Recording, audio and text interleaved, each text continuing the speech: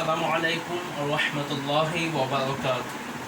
আজকের এই ভিডিওতে আমি চতুর্থ শ্রেণীর ইসলাম ও নৈতিক শিক্ষা বিষয়ের প্রথম অধ্যায় ঈমান ও আকাঈদের কালিমায়ে শাহাদাত নিয়ে বিস্তারিত আলোচনা করব।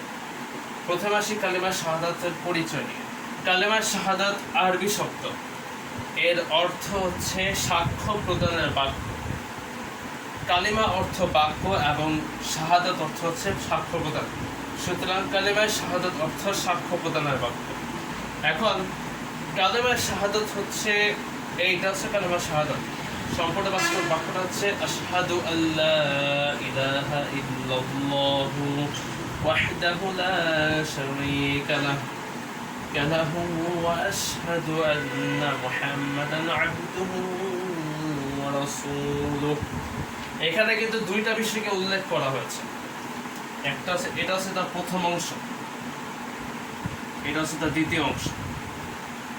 এখন প্রথম অংশে কি বলা হয়েছে সেটা দেখে নেই। আশহাদু আল্লা ইলাহা ইল্লাল্লাহু ওয়াহদাহু লা শারীকা লাহু।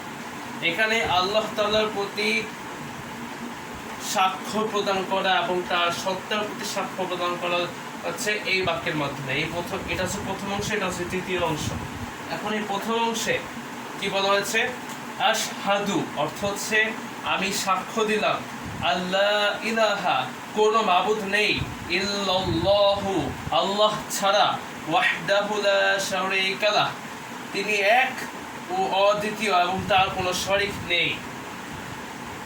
এখানে বলছে আশহাদু অর্থ আমি সাক্ষ্য দিলাম, আল্লাহ ইলাহা ইল্লাল্লাহু আল্লাহ ছাড়া কোনো মাবুদ নেই, ওয়াহদাহু লা শারীকা লাহু ওয়াহদাহু এবং তিনি এক ও অদ্বিতীয়, ওয়াহদাহু লা শারীকা লাহু তিনি এক ও অদ্বিতীয়, লা শারীকা লাহু এবং তার কোনো শরীক নেই।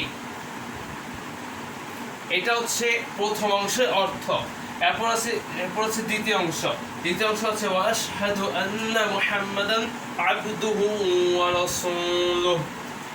এখানে বলা হয়েছে ওয়াশহাদু আন্না মুহাম্মাদান এবং আরো সাক্ষ্য দিচ্ছি, ওয়া দ্বারা এবং আরো সাক্ষ্য দিচ্ছি, আশহাদু আন্না মুহাম্মাদান আরো সাক্ষ্য দিচ্ছি নিশ্চয়ই, আন্না নিশ্চয়ই, মুহাম্মাদান মুহাম্মদ সাল্লাল্লাহু আলাইহি ওয়াসাল্লাম, আবদুহু ওয়া রাসূলুহু তার বান্দা, আবদুহু মানে বান্দা, ওয়া রাসূলুহু এবং রাসূল